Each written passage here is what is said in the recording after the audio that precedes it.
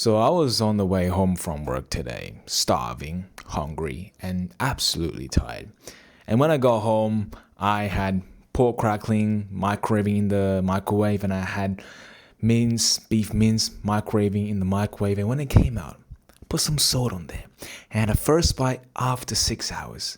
Bear in mind, I am on a calorie deficit, and boy, did that spoonful taste absolutely delicious. Like just the meat juices melting in my mouth. And I was in heaven. And for a minute, the thought of going to the gym vanished. Right? The thought of doing anything just was non-existent. All I could think about in that moment was to enjoy this meal. I was so grateful for that moment. But as I finished the meal, I was still hungry. I mean, that a little small bowl of beef mince and pork crackling, especially being that delicious, you want more. And that is exactly what my body is telling me. It's saying, David, we need more food. David, this is not enough. David, let's just go all out, because now you are just teasing us.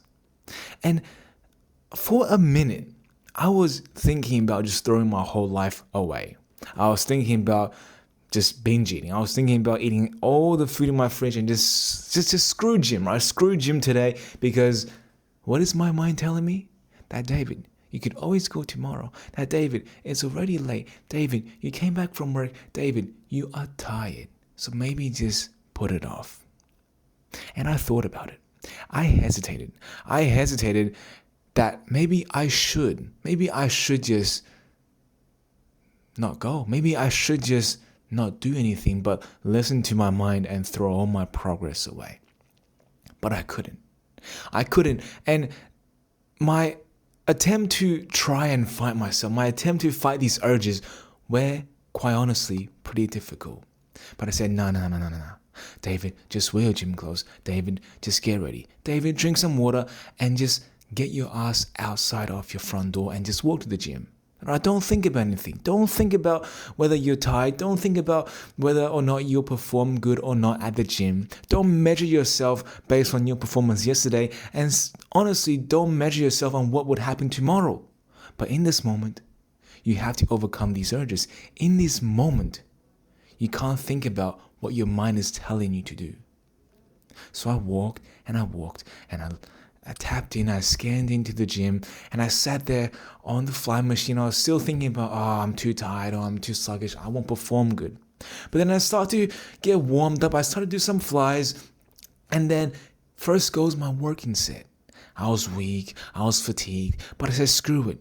I'm still trying to compare myself to my performance yesterday. Yesterday, I was feeling great. Yesterday, I went to the gym in the afternoon and not at the nighttime. Yesterday, I was in a better mindset.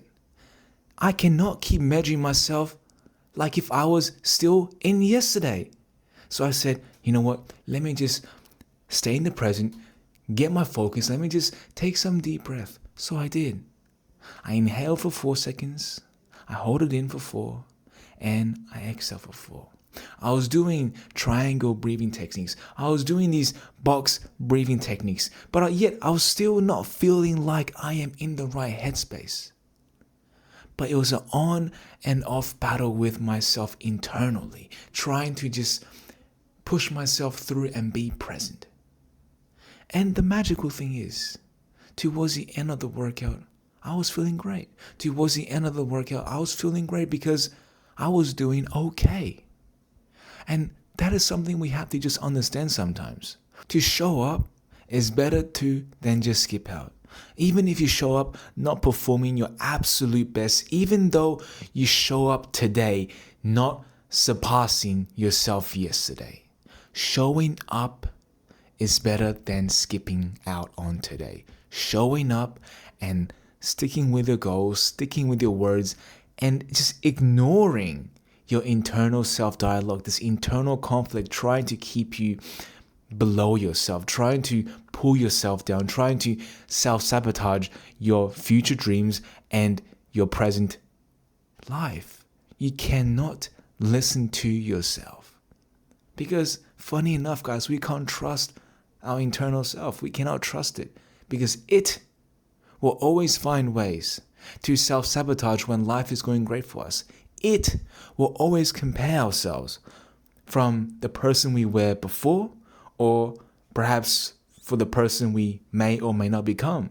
It fails to acknowledge that the present situation could be totally different. And you have to be self-aware enough to understand that it is okay if you're not doing as good as you were before, that it is okay if you don't feel the best, and it is okay if your situation in the current state is totally out of whack. But what is not okay is knowing that you have the opportunity and the chance to do something right with your life today. Like simply as just not eating more food, simply as going out for a walk, or even simply as showing up to the gym and just absolutely doing nothing.